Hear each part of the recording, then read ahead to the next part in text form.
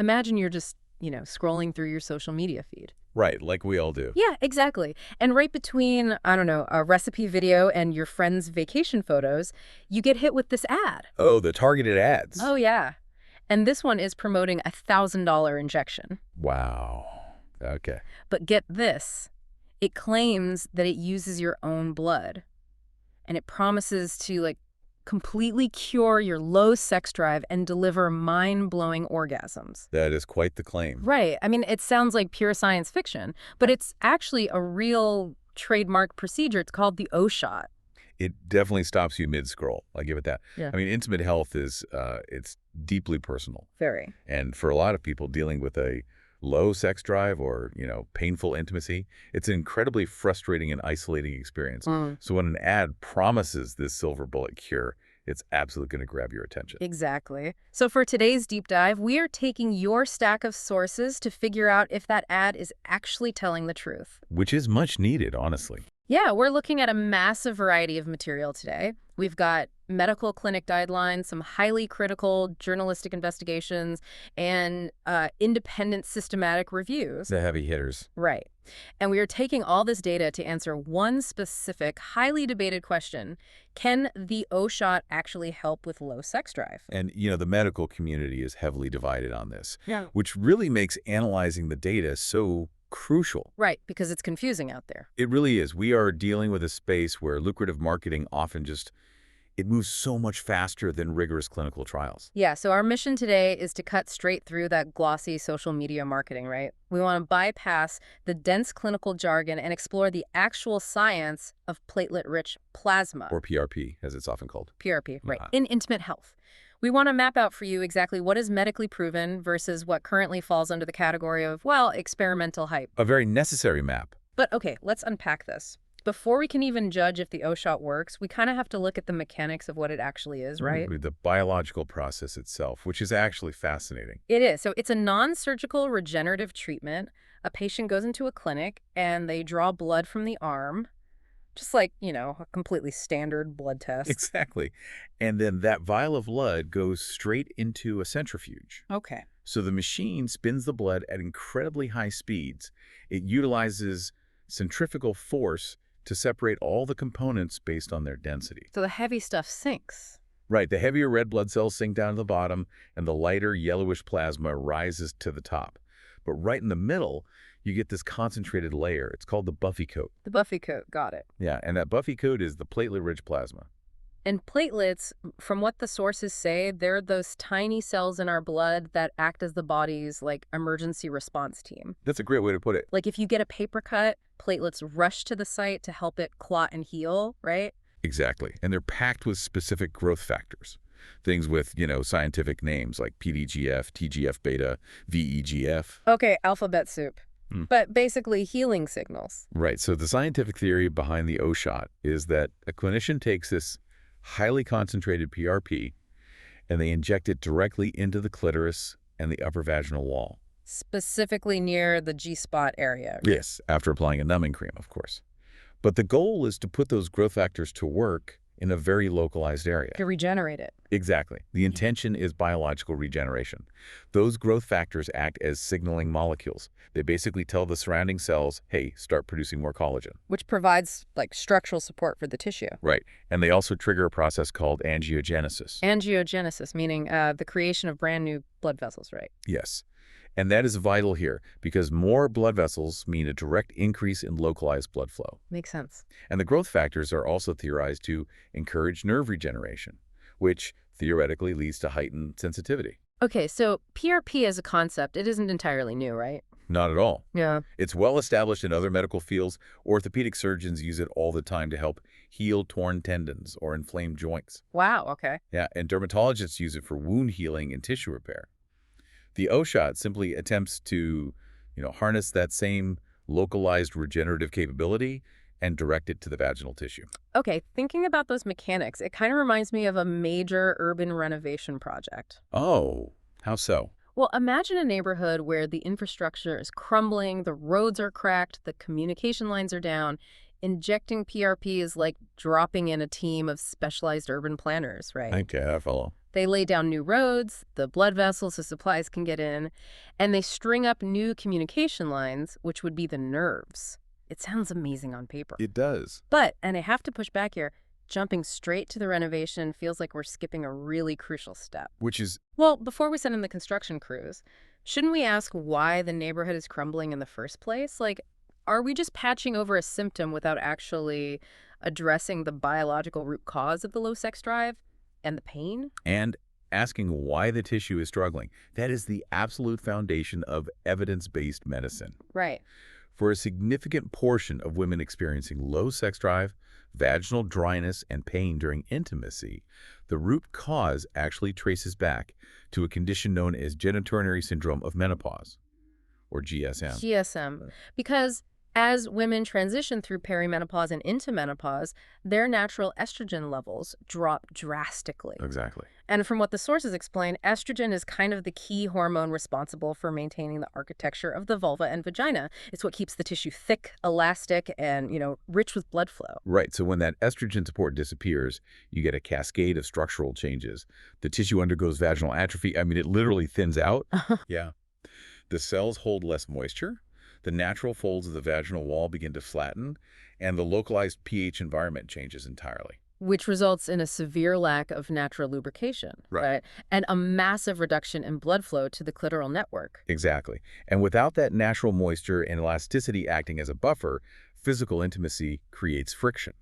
And friction leads to micro tears in that delicate, thinned-out tissue, which translates directly to pain. Yes. But here is where the physiological response becomes incredibly complex. Because pain is not just a localized physical sensation. It triggers a severe neurological and muscular defense mechanism. Right, the sources call this the pain loop, or secondary vaginismus. Secondary vaginismus, yes. The brain registers the intimacy as a threat. So the body actually starts anticipating the pain before it even happens. Wow. You have to remember, the pelvic floor isn't just a single muscle. It's a complex hammock of muscles that supports the pelvic organs. So after repeated experiences of painful sex, those pelvic floor muscles, they develop a protective guarding reflex, don't they? Exactly. They subconsciously lock up and spasm in anticipation of trauma. And when the pelvic floor is in a state of tight spasm and the nervous system is flooded with anxiety about impending pain, the biological arousal response is completely blocked. Completely blocked, just shut down. Shut down. Arousal requires the relaxation of smooth muscle to allow for vasocongestion, which is just the swelling of tissues with blood. But if the muscles are clamped down... Vasocongestion cannot happen. Desire plummets. This is a cascading physiological chain reaction. It is completely divorced from just, ideas about aging or some psychological loss of interest. Okay, so the biological theory of using PRP to rebuild that thinned-out tissue and stimulate new blood vessels actually sounds, well, entirely logical. It does. Right. If the tissue is starved of blood flow and PRP creates new blood vessels, it seems like a really straightforward mechanical fix. But if this theory makes sense, and PRP is already respected in orthopedics, the massive medical controversy surrounding the O-shot seems kind of contradictory. It does seem that way at first glance. Because you have highly credentialed doctors who are absolutely furious about this procedure. True. But the anger from the medical community rarely centers on the biological plausibility of platelets. Really?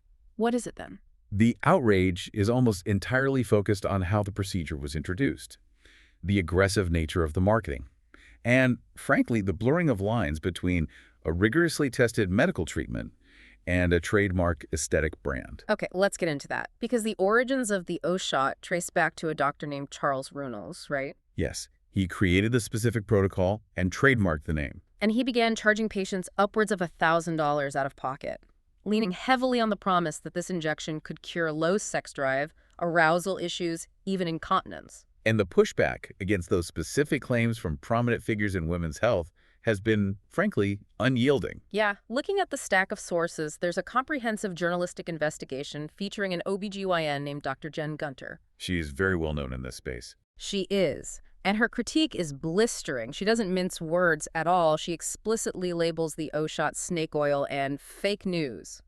And Dr. Gunter's assessment highlights several undeniable red flags concerning the scientific foundation of the whole trademark. Like what? What's the biggest one? Well, the most glaring issue she points out is the foundational pilot study, the one that was used to justify marketing the O-shot to the public in the first place. That study only tested 11 women, 11. That's it. just 11. And in the realm of clinical science, drawing sweeping conclusions about a cure for complex sexual dysfunction based on 11 people is practically unheard of. The statistical noise alone makes the results highly questionable. And wasn't there an issue with where it was published? Yes, that pilot study was published in a non-index journal. Which essentially means it bypassed the rigorous adversarial peer review process that standard medical journals require, right? Exactly. It's kind of the scientific equivalent of self-publishing a book because the major publishing houses rejected the manuscript. That's a very apt comparison. And on top of the publication issues, the journalistic investigation notes a major regulatory red flag. Dr. Runels was formally disqualified as a clinical investigator by the FDA in 2009. For failing to comply with clinical trial requirements, that's a huge deal. It is. When a provider makes bold, definitive claims about curing deeply complex medical conditions and charges a premium, out-of-pocket price, the broader medical community demands robust evidence. Right. They want the receipts. Exactly. Right. They expect large-scale, multi-center, placebo-controlled trials. A pilot study of 11 people in a non-indexed journal falls drastically short of that standard. Okay, but wait. Let's separate the art from the artist for a second here. Okay. Just because the original inventor has a controversial regulatory history, and just because that initial study was statistically insignificant, does that automatically render the actual science of PRP for sexual health invalid? That is the big question. Right, because it seems like the biological tool, the PRP, could still be highly effective, even if the initial marketing rollout and the trademark holder were questionable. I mean, a bad messenger doesn't necessarily mean the message is entirely false, does it? No, you're exactly right. The flaws of a trademark's origins do not rewrite human biology. Right. Platelet-rich plasma objectively contains growth factors.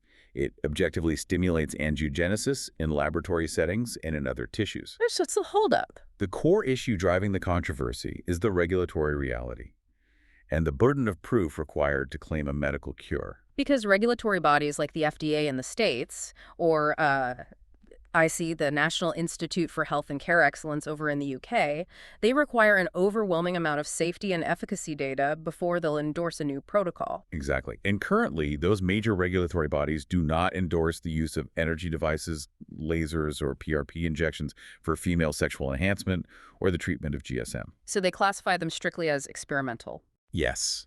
The marketing of these intimate aesthetics on social media has vastly outpaced the slow, rigorous pace of actual clinical science. Wow.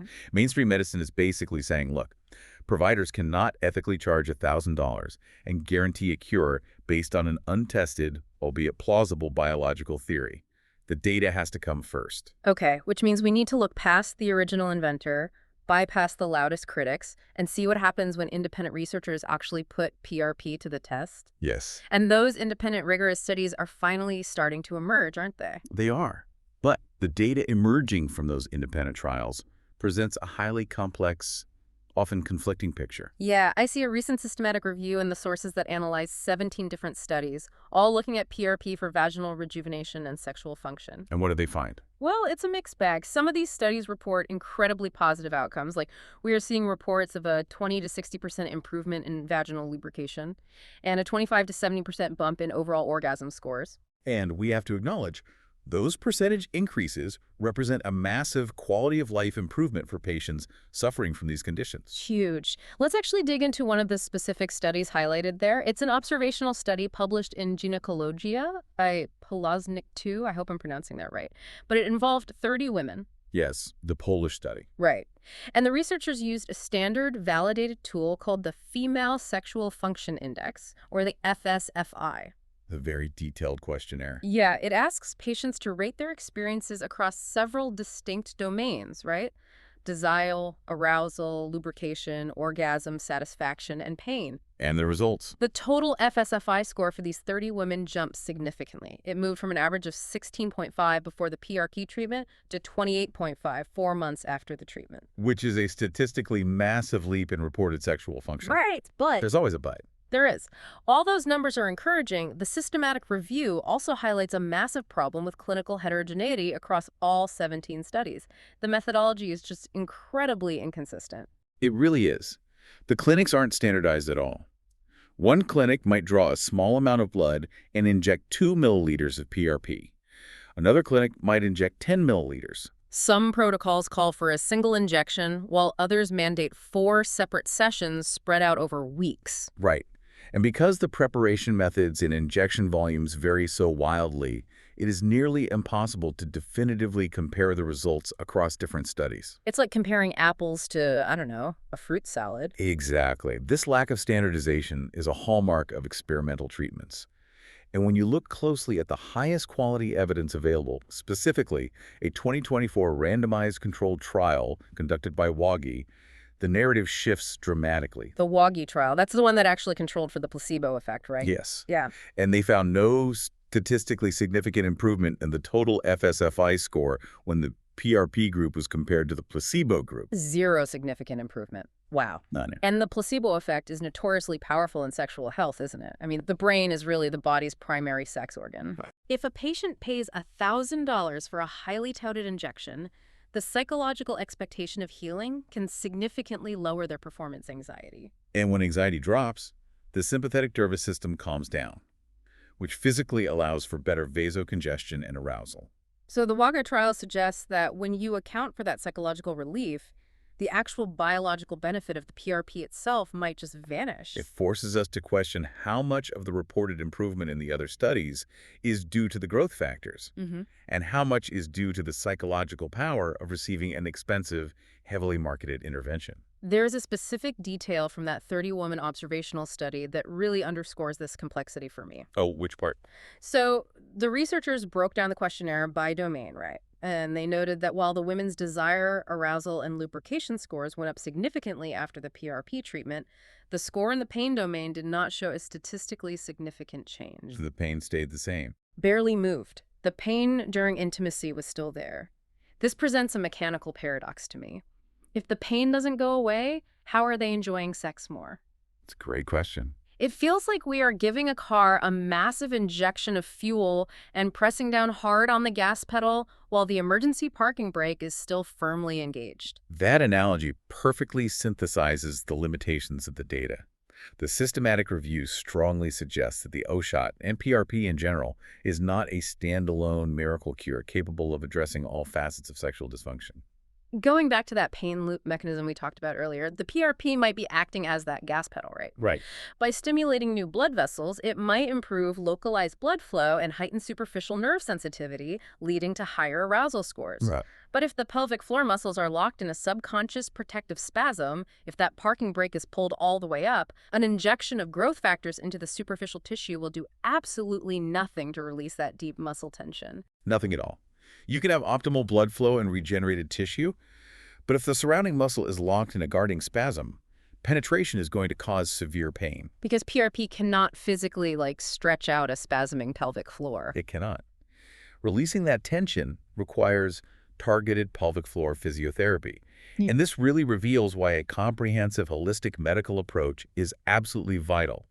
Relying on a single aesthetic procedure to fix a multi-layered neuromuscular issue is just scientifically unsound. Okay, so if the O-shot is an experimental procedure with highly conflicting data, incredibly inconsistent clinical protocols, and an inability to fix underlying muscle spasms, where does it actually fit into a legitimate medical treatment plan? That's the million-dollar question. Because the marketing on Instagram and TikTok portrays it as a casual first-line intervention, almost like, booking a facial. Which directly contradicts established medical guidelines. Yeah. To understand the proper place for PRP, we have to look at the established hierarchy of care for female sexual dysfunction and GSM. Evidence-based medicine dictates that treatment must always begin with the least invasive, most rigorously proven methods before escalating to experimental procedures. So, step 1, the first line of defense. The sources say this focuses on self-care and localized symptom management. Yes. Things like using non-hormonal hyaluronic acid moisturizers applied regularly, because hyaluronic acid binds to water molecules, right? It physically plumps the dehydrated cells. It's very effective for daily maintenance. And step 1 also involves using high-quality lubricants during intimacy to reduce friction, plus engaging in that pelvic floor physiotherapy we just mentioned to manually release those painful spasms. Exactly. Yeah. Now, if step 1 does not provide sufficient relief, the patient moves to step 2. This is the medical standard of care. According to the NICE guidelines, the absolute gold standard for reversing vaginal atrophy and treating the root cause of GSM is topical vaginal estrogen. Which usually comes in the form of a localized cream or a small pessary. Yeah. And because it's applied directly to the vaginal tissue, it stays localized, right? Right. It doesn't flood the entire body with hormones, making it very safe for long-term use with minimal systemic absorption. And topical estrogen directly targets the mechanical root cause of the atrophy. The cells in the vaginal wall have estrogen receptors. So when you introduce the topical estrogen, it binds to those receptors and instructs the tissue to rebuild its thickness, restore elasticity, normalize the pH. It fixes the machinery. The machinery. And the sources also make a distinction between the machinery and the engine, don't they? They do. If the machinery, the tissue, and the lubrication is healthy, but the patient suffers from a profound lack of desire, specialists might diagnose hypoactive sexual desire disorder. Right. And in those cases, the standard of care might involve systemic hormone replacement therapy or even off-label testosterone to fuel the neurological engine of desire. So estrogen structurally rebuilds the machinery, and testosterone fuels the engine. Precisely.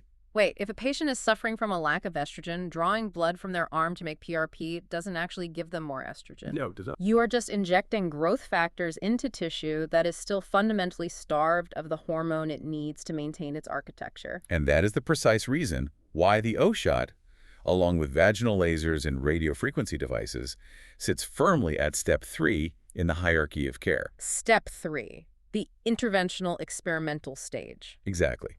These experimental treatments are specifically intended only for patients who have either failed the standard step 1 and step 2 treatments, meaning the moisturizers and the topical estrogen simply did not work, Right.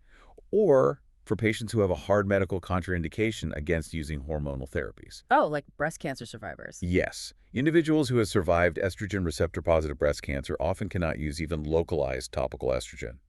For that specific demographic, experimental regenerative therapies like PRP represent a vital non-hormonal alternative. Wow, that completely reframes the narrative. Medically speaking, the O-shot is the absolute last resort for a very specific subset of patients. It's not the starting line. Right. So when intimate wellness clinics market this to the general public on social media as a casual first step, they are completely warping patient expectations. They're bypassing the vital process of informed consent. They really are. A patient walking into a clinic needs to be explicitly told that standard, highly effective, and vastly cheaper alternatives like topical estrogen exist and should be tried first. And informed consent also requires managing expectations about what the procedure can actually achieve, right? The sources emphasize a critical physiological distinction here. Yes, experimental procedures like the O-shot only attempt to restore lost biological function. They are completely incapable of creating a function that never existed in the first place. For instance, if a patient suffers from primary anorgasmia, meaning they have never, at any point in their life, been able to experience an orgasm, the underlying issue is almost always neurological or deeply psychological. It is rarely a structural problem with the localized tissue. Therefore, injecting concentrated platelets into the vaginal wall will not cure primary anorgasmia because the underlying neurological pathways just haven't been established. Exactly. A reputable ethical clinic must explain this limitation during the consultation process, rather than, issuing blanket promises of mind-blowing orgasms for every patient who walks through the door. So, synthesizing everything from the medical guidelines to the independent trials, the reality of the O-shot is incredibly nuanced. It is. It is an undeniably fascinating application of regenerative medicine. Utilizing the body's own growth factors to stimulate localized blood flow and tissue repair is biologically plausible. And the independent data suggests that it may genuinely help restore lost sensitivity and lubrication for a specific subset of women, particularly those who have exhausted standard treatments or who medically cannot take hormones. But it is fundamentally an experimental procedure, not a proven NHS-endorsed magic bullet. It should never be positioned as a replacement for standard evidence-based therapies like topical estrogen or pelvic floor physiotherapy. Right, it is a step 3 intervention. Treating it like a step 1 miracle cure just ignores the complex reality of human physiology. Completely. This entire debate highlights a much larger issue regarding the future of healthcare. For decades, the traditional medical establishment routinely dismissed, normalized, or severely under-researched female sexual pain and dysfunction. Absolutely true. Women were just told that pain and a loss of desire were a normal part of aging that they simply had to endure, and that historical dismissal left a massive void in care. And the booming intimate aesthetics market stepped right in to fill it. Right. So as experimental, out-of-pocket treatments like the O-Shot continue to explode in popularity on social media, it raises a critical question about the future. Will public health systems eventually be forced to conduct the massive trials needed to validate and cover these regenerative therapies? Or are we watching the permanent stratification of sexual wellness? Exactly. We might be entering an era where relief from intimate pain and dysfunction is entirely dictated by who can afford a $1,000 injection and who is left waiting for standard medicine to catch up. It's a sobering thought. It really is. Something for you to ponder the next time you see one of those ads promising a miracle.